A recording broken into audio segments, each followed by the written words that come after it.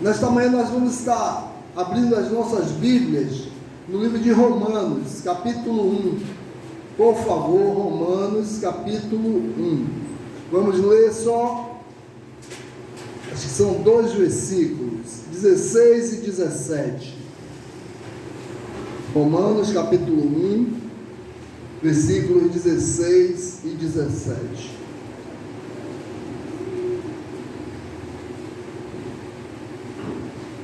A justiça pela fé em Jesus Cristo. O texto diz: pois não me envergonho do Evangelho, porque é o poder de Deus para a salvação de todo aquele que crê, primeiro de judeu e também dos gregos, visto que justiça de Deus se revela no Evangelho, de fé em fé, como está escrito, o justo... Amém, glória a Deus. Irmãos, podem sentar. Esse é o tema da mensagem desta manhã. O justo viverá pela fé. O tema justiça, um tema complexo, né? Ele sempre permeou a religião com as seguintes perguntas: o que é justiça? Quem é justo? E como podemos ser justificados? Essas 3 perguntas, queridos irmãos, são perguntas que geram na cabeça de todo religioso. Todo religioso ele gostaria de saber isso. Então, a ausência dessa resposta, né, traz medo às pessoas. Não saber o que é ser justo, o que é justiça. A palavra de Deus diz que Deus é a luz que liberta, trazendo paz, né?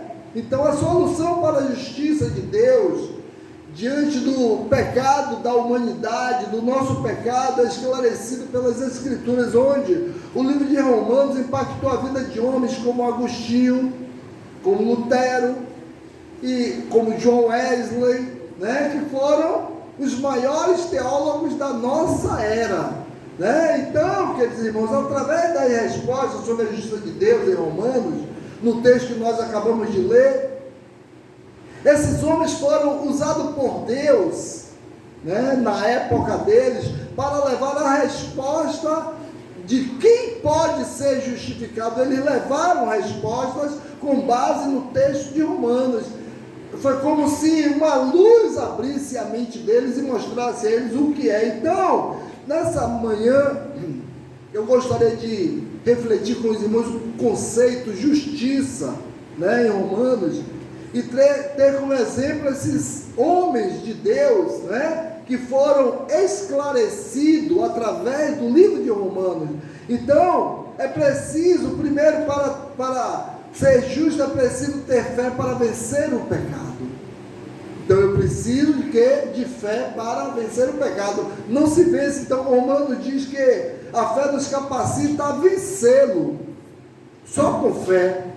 É por isso que o homem natural, o homem que está no mundo, eles não têm essa defesa. Por quê? Porque eles não têm fé. Observe que Romanos diz: pois todos pecaram, todos. Não diz que alguns, todos pecaram e necessita da glória de Deus. Todo ser humano precisa, mas nem todo ser humano tem essa glória na sua vida. Então, através da fé, meus queridos irmãos, nós somos perdoados pelo Senhor. Então, eu quero dizer, 1 João capítulo 1, versículo 7 a 9, diz que quando nós confessamos como pecadores e cremos no perdão de Deus, então nós somos justificados pela fé. Mas o homem natural, ele não acha que pecado é pecado, né? O homem natural, ele não acha que o erro é errado, né? Ele dá palavrão, acha uma coisa muito normal. O homossexual, ele acha normal o homossexualismo. A prostituta acha a prostituição, hoje dizem até que é profissão, né? É uma profissional. Se eu disser uma coisa para vocês, nós temos aqui na Bahia uma ramificação de jogo do bicho, né? Chamada Para Todos.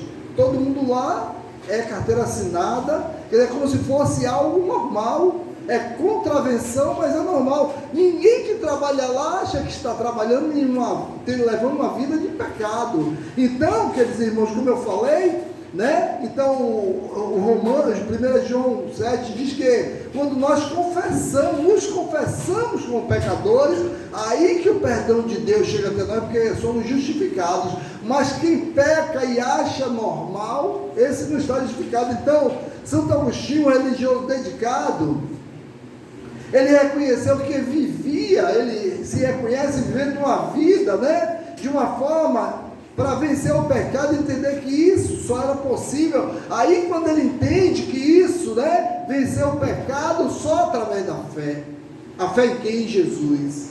Então é preciso dessa fé. Então quando ele pensava na justiça de Deus, ele se via culpado e destinado à condenação, porque isso incomodava Agostinho, incomodava ele, né? Porque ele não sentia aquela paz. Mas ao estudar o livro de Romanos, né, aí ele descobre que poderia, através da fé, ser perdoado e justificado por Deus gratuitamente, não precisava de nada. Então isso trouxe paz ao coração dele. Então, através dessas palavras, a palavra de Romanos, ele conseguiu libertar-se do pecado e da culpa que o atormentava. Então, quando ele leu Romanos, ele descobriu, né? Como nós acabamos de ler aqui, né? O versículo 17, que diz, 16, pois não me envergonho do Evangelho, porque é poder de Deus para a salvação de todo aquele que nele crê,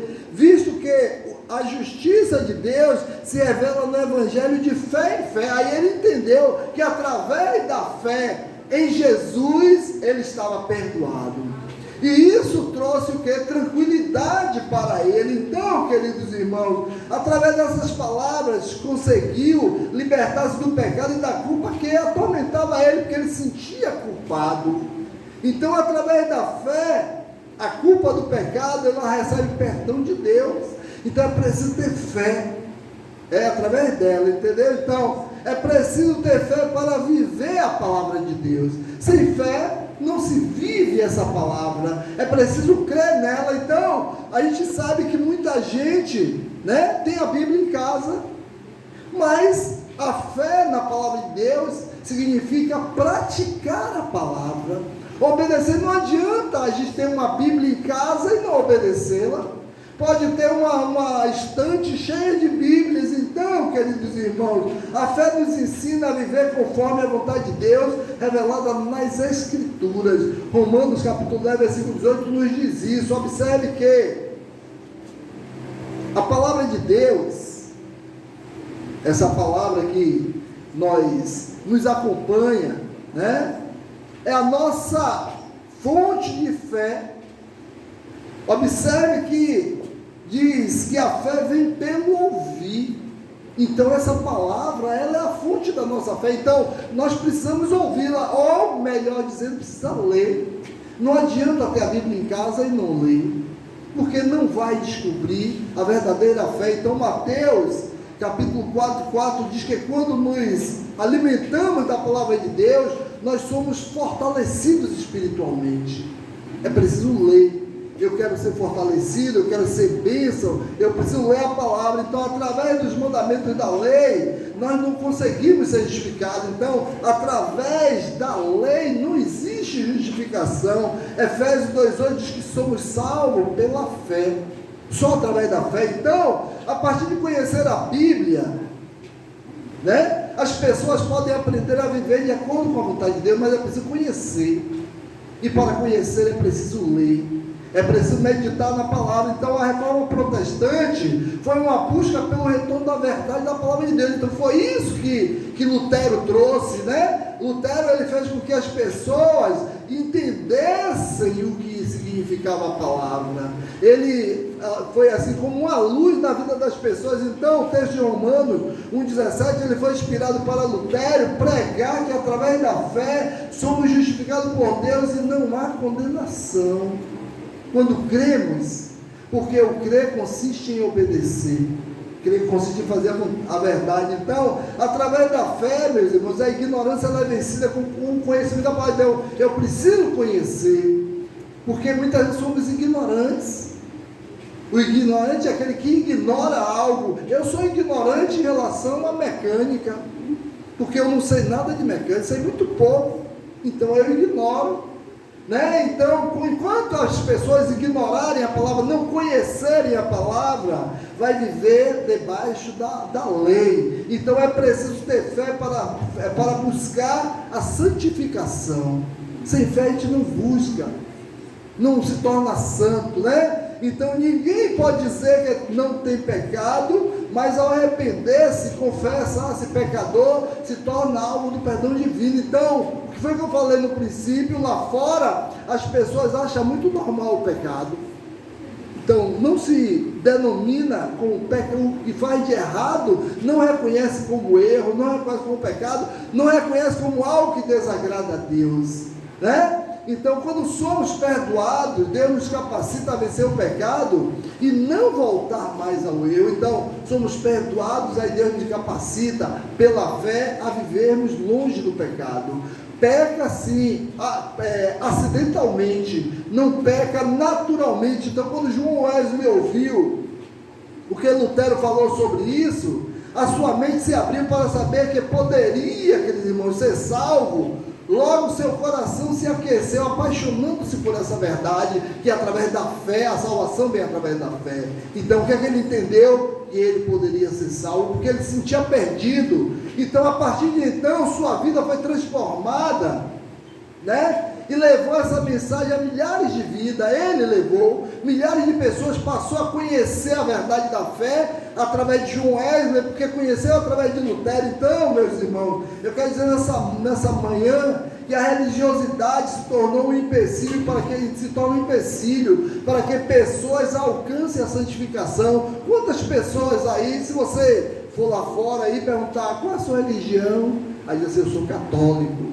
Não é nada, né? Então a religiosidade impede, a pessoa se acha alguma coisa. Então quem se acha alguma coisa automaticamente não precisa de nada. Então João Wesley passou a pregar que é possível santificar-se e que somente através da fé verdadeira a pessoa pode se livrar permanentemente do pecado. Então é preciso ter a fé verdadeira, a fé que agrade a Deus. Qual é a fé? Porque a fé falsa é uma fé sem prática.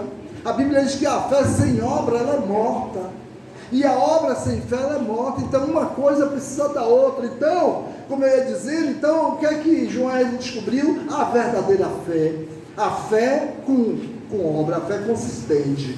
Então, queridos irmãos, através da fé a religiosidade é transformada em uma vida de santidade, uma vida santa. Então, Romanos capítulo 5, versículo 1 diz: justificado, pois, mediante a fé, temos paz com Deus por meio do nosso Senhor e Salvador Jesus Cristo. Então, mediante a fé, é através da fé que nós temos paz com Deus. Então, sem fé, mas é uma fé prática, né? Porque tem muita gente que diz assim, eu tenho fé, mas que tipo de fé é? É uma fé vazia, é uma fé verdadeira? Ou uma fé falsa? Existe a fé falsa. Então, através da fé, é impossível, querido irmão, é possível vencer o pecado. Através da fé é possível, mas é preciso o quê? Mas é uma fé o quê? É uma fé verdadeira. Então, arrepender, né? É preciso arrepender e aprender a viver a palavra de Deus e buscar a santificação, porque é através da fé que nós conseguimos ser santificados,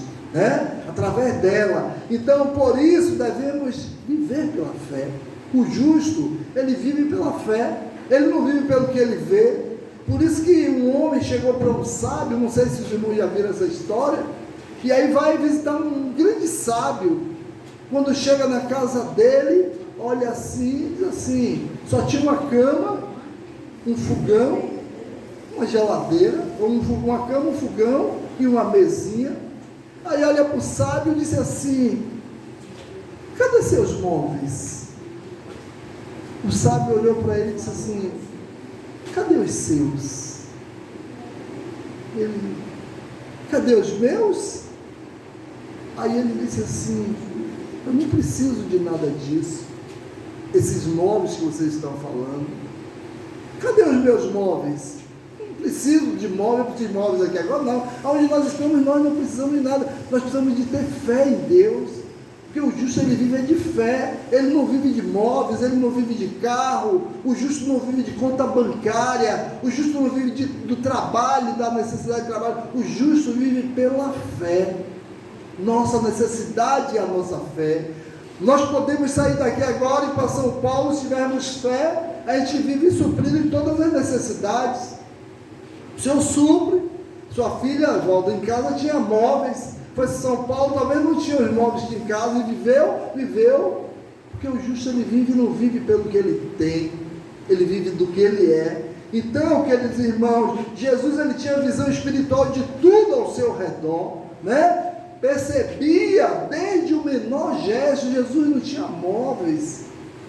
Os discípulos deixaram de ter móveis, abandonaram tudo para seguir a Jesus. Então, um cego foi curado por Jesus porque acreditou, mas os fariseus não conseguiram enxergar a causa por causa da sua incredulidade. Então, um cego tinha fé, pessoas que enxergam não tinham fé. Então, observe, queridos irmãos, eu gostaria nessa manhã também falar um pouco como receber essa visão espiritual de Deus. Porque o cego recebeu e os fariseus, né? Os estudantes da lei, as pessoas, os letrados não receberam, porque eles julgavam.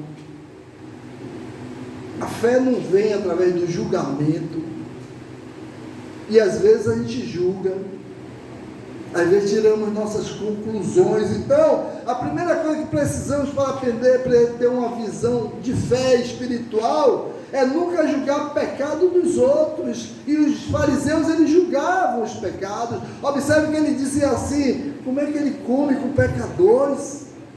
Como é que ele senta com pecadores? Como é que ele anda com pecadores? Como é que ele entra na casa de pecadores? Então, a arrogância espiritual nos faz embarcar, né? Ou embaçar a nossa visão espiritual.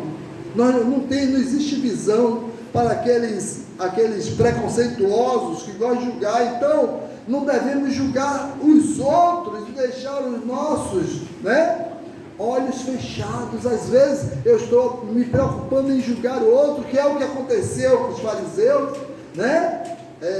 E eles estavam com os olhos deles fechados. Então, para receber visão espiritual, uma visão de fé, é preciso contemplar a glória de Deus. Observe, queridos irmãos, né, que outra coisa importante para ter visão espiritual é nunca olhar somente para as coisas ruins e sempre procurar ver as coisas que mostram a glória de Deus. Tem pessoas que têm o costume de só ver o lado negativo das coisas, as coisas ruins, mas é preciso abrir os olhos para ver aquilo que mostra a glória de Deus, né? O que é que mostra a glória de Deus? É para isso que eu vou olhar. Então, Saulo foi um exemplo de cegueira espiritual até se encontrar com Jesus.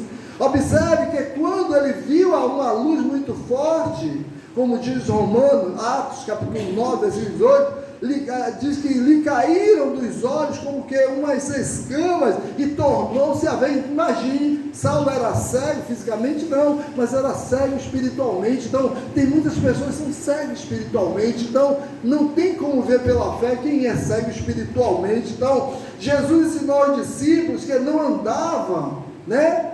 Que não andavam com os olhos abertos, que não adiantava ver o pecado daqueles homens, e muito menos dos seus antepassados. Porque se eu olho para o pecado, eu estou perdido. Eu tenho que olhar para aquilo que me mostra a glória de Deus. Então, o importante é manifestar a glória de Deus, né? Que restaura todas as coisas, porque a glória de Deus restaura. A glória de Deus, ela abençoa. Então, quando ficamos olhando para a dificuldade, meus irmãos, o que é que acontece? Se eu olhar para a dificuldade, eu não consigo ver uma solução para o problema. Não conseguimos. Então, para receber visão espiritual, é preciso também trabalhar com Jesus, caminhar com Ele, andar lado a lado com Ele. Então, a terceira coisa importante para abrir os olhos é servir ao Senhor e à sua igreja. Aqui é o que nós estamos fazendo nessa manhã, é o que nós caminhamos fazendo. Então, a ocasionalidade traz insatisfação, né? O serviço, e realização do serviço, observe que, bem dizem os antigos, que mente vazia é a oficina do diabo. Então a gente precisa olhar para aquilo que glorifica a Deus. Às vezes a gente estamos olhando para aquilo que não edifica, né? O que nossos olhos têm olhado? O que edifica ou o que não edifica? Então Jesus deixou bem claro para os discípulos que não era hora de jogar a conversa fora, e sim de trabalhar.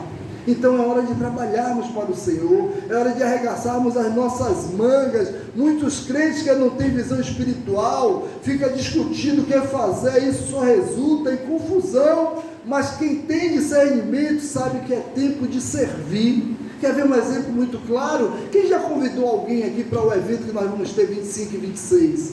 Quem já convidou alguém? Né?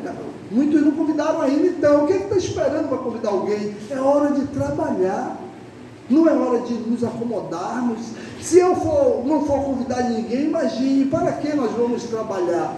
Se o objetivo, o projeto é ganhar almas, é levar pessoas a Jesus, então, meus irmãos, é hora de arregaçar as mangas, de trabalhar. Então, enquanto muitos reclamam, vidas estão sendo perdidas nas trevas. Por isso, é urgente trabalhar para o Senhor. As pessoas que nós conhecemos, as pessoas que você conhece, estão caminhando para o inferno. Então, é hora de dizer: olha, Jesus Cristo é a única esperança, nos faça uma visita, apareça na igreja. Então, as pessoas têm visão espiritual, enxergam seu destino e tem um alvo para alcançar. Qual é o seu alvo para alcançar? Qual o seu objetivo para o ano de 2023? O que é que você propõe para Deus? Eu sei o que Deus propõe para você. Agora, não sei o que você propõe para Deus. Deus propõe para você que almas se rendam aos pés do Senhor através da sua vida. Esse é o projeto de Deus para cada um de nós. Então, já que não temos discernimento, não conseguimos ir adiante porque estamos confusos. E aí, estamos confusos ou estamos com a mente aberta? Temos essa consciência que Jesus Cristo é a única esperança. Então, é hora de trabalhar para o Mestre. Trabalhar para Ele. Então, para receber a visão espiritual, olhe somente para a luz de Jesus. É preciso olhar para a luz dele. A luz dele está clara, está nos iluminando. Então, além de não julgar, contemplar a glória de Deus e trabalhar, também é preciso olhar somente para a luz de Jesus. Às vezes estamos olhando para o outro lado, né? Como a gente diz que a gente não olha nem para a direita nem para a esquerda, olhamos sempre para o alto. Quando a gente olha para o alto, a gente está contemplando a luz de Jesus. Observe no momento que Estevão estava morrendo, foi o que aconteceu? O céu se abriu e a luz de Jesus foi vista. Ele viu Jesus sentado no seu trono. No momento que Jesus nasceu, foi o que aconteceu? O céu se abriu e uma legião de anjos contemplaram a glória de Deus. O texto diz que à noite ali ficou tudo claro, porque é assim a luz de Cristo. Então, queridos irmãos, muitas vezes o cristão se sente em meio, a um labirinto sem saber para onde ir. Muitos estão assim, para onde vou? Mas eu quero dizer, se olharmos para o Mestre, eu tenho certeza que chegaremos ao nosso destino em paz. O nosso destino é o céu, é para lá que nós estamos caminhando.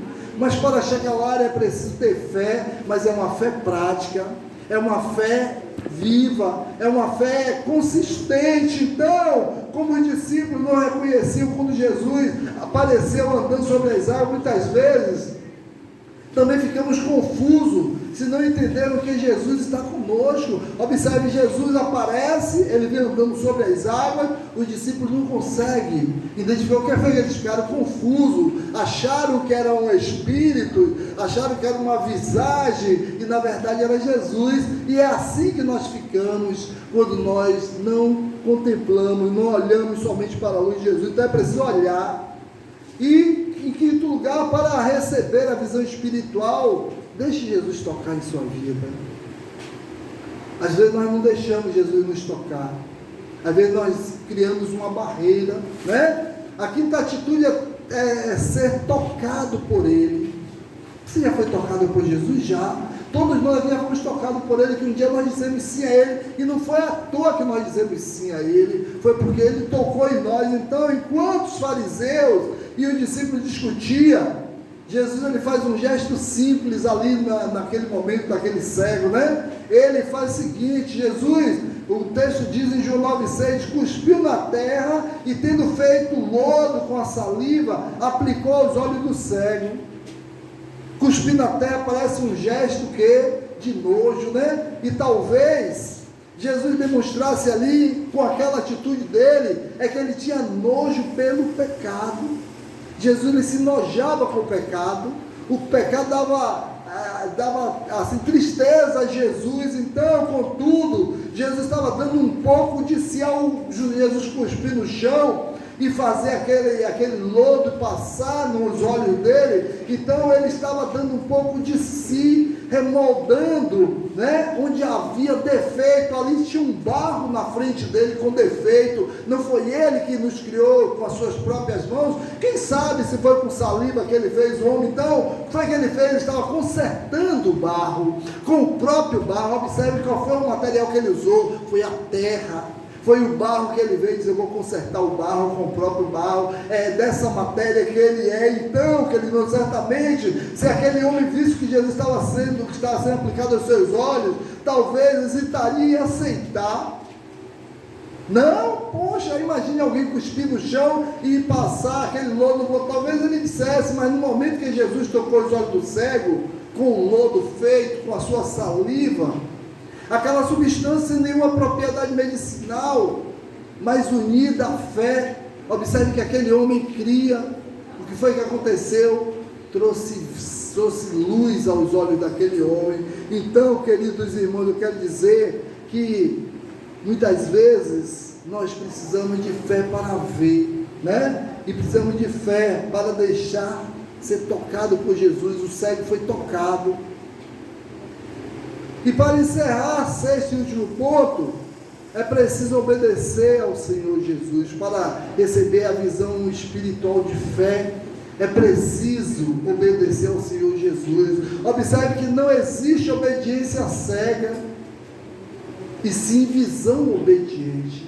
Obediência cega não, porque muitas vezes a gente obedece algo, daqui a pouco a gente muda de opinião. Então quem vê, obedece, quem obedece, vê que a vontade de Deus está em sua vida. Então, como tem sido, né, a nossa obediência ao Senhor? Como tem sido a nossa obediência à palavra dele? De que forma eu tenho obedecido? Então, do mesmo modo, a nossa vida espiritual, a obediência é resultado de fé. Então, se eu creio, eu obedeço. Se eu não obedeço, é porque eu não creio. Então, aí tem que fazer uma análise. Se eu tenho obedecido a palavra, então se eu tenho obedecido, é porque eu creio. Você tem obedecido? Se você tem obedecido, é porque você crê. Se você não obedece, é porque você não crê na palavra. Então, queridos irmãos, talvez nós estejamos nos perguntando por que Jesus fez isso tudo e ainda mandou um homem ir para o tanque de Siloé. Porque Jesus foi que fez, ele fez o lodo e disse ao homem assim, vá para o tanque, né? Lavar lá. Observe que para somente então ser curado, né? Sendo que nada disso precisaria. Jesus poderia, como alguns cegos, ele passou a mão e foi curado. Mas aquele homem, ele disse, vá lá. Então aquele homem precisava mostrar obediência a Jesus. Jesus precisa de obediência àquele homem, sabe por quê? Porque aquele homem se transformou em um discípulo, em um seguidor de Jesus. Então não tem como ser discípulo de Jesus sem obedecer a Ele. E nessa manhã eu quero te dizer, nessa manhã, meu irmão, para ser obediente, para ser servo de Jesus, tem que obedecer. Não existe possibilidade de ser servo dele sem obedecer. Então aquele homem precisa mostrar obediência a Jesus, e não podia questionar. Ele foi sem questionar. Então temos questionado a vontade de Deus, ou temos obedecido, né, integralmente. Então as pessoas que têm visão espiritual, meus irmãos, não fica olhando para o erro do outro, não contempla sempre, mas contempla sempre a glória de Deus em tudo aquilo que vê. Procura buscar o lado positivo, o lado bom das pessoas. Olha somente para Jesus, deixando-lhe tocar. É preciso deixar Jesus tocar. Deixe Jesus tocar em você todos os dias. Então, a falta de fé e orgulho, meus irmãos, tem cegado muitas pessoas, até mesmo dentro da igreja. Tem muita gente orgulhosa, crente orgulhoso, crente que se acha importante, crente que se acha sábio, crente que se acha mais inteligente do que o outro, e isso, o que acontece? Isso impede que eles transformem a pessoa em um orgulhoso. Eu sou muito inteligente, eu sinto com orgulho tomar conta do meu coração. Nós temos que, a Bíblia diz que aquele que quiser ser maior, seja o quê? Então eu não sou mais inteligente que você. Aquele que quer ser o primeiro, seja o último, isso mesmo. Então, queridos irmãos, entretanto, quando um pecador, por mais terrível que seja, se aproxima do Senhor com o coração aberto, até a mais terrível cegueira das trevas transforma em luz.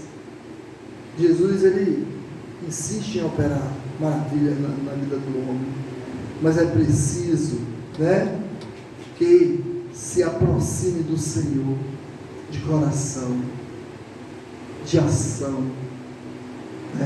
entregando-se completamente a Ele. Então, é preciso, meus irmãos, deixar que o Senhor, às vezes estamos com os olhos fechados. Tem muitos crentes com os olhos fechados aí, que não está conseguindo enxergar a glória de Deus, não consegue ver o que tem de bom, não consegue ver o melhor de Deus no mundo, E tem muito de bom de Deus aqui entre nós, muito bom de Deus na igreja. Então é preciso abrir os olhos para ver aquilo que o Senhor está nos mostrando. Então, queridos, vamos permitir que a nossa fé não seja uma fé vazia, seja uma fé cheia, seja uma fé baseada na palavra, seja uma fé obediente, para que nós possamos ver a glória de Deus e que a glória de Deus seja vista através de nós. Então o mundo lá fora só vai ver a glória de Deus através de você, se você permitir isso, se a gente permitir. Às vezes a gente não permite. Por quê? Porque nós não obedecemos. E se eu não obedeço a palavra, é em vão estar na casa do Senhor. É perda de tempo. Porque a Bíblia diz que é melhor obedecer do que sacrificar. E às vezes estamos na casa de Deus sacrificando. Porque quem não está aqui pela fé está em sacrifício. Quem não está em obediência está em sacrifício, porque o coração está em outro lugar, está em outro lugar. A Bíblia diz que onde estiver o teu tesouro, ali estará o teu coração. Então, não adianta estarmos aqui e o nosso desejo é estar no mundo, porque quem está aqui, o desejo de estar no mundo é porque não está com a vida pautada na palavra, em obediência à palavra de Deus. Estejamos em obediência. Que Deus nos abençoe. Vamos ficar de pé e vamos orar.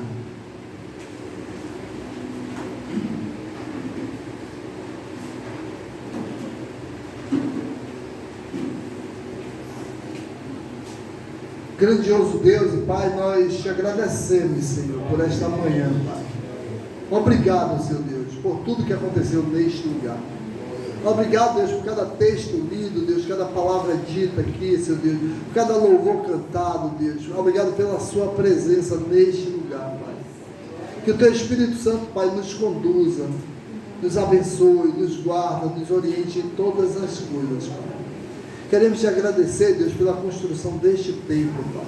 Sabemos, Deus, que em breve estaremos na parte de cima aí, adorando ao Senhor, Pai. Para que, Deus, tenhamos mais facilidade de estar aqui e outras pessoas tenham facilidade também de vir para o templo, Deus, buscar a Tua face. Nos abençoa, Deus, sei com o decorrer do dia, Seu Deus, que nós possamos ser obedientes a esta palavra, Pai.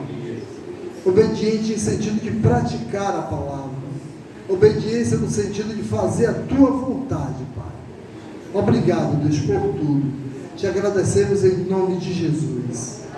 Amém, queridos irmãos. Coração Silenciosa, estamos despedidos e à noite estamos aqui para louvar e engrandecer o nome do nosso Deus.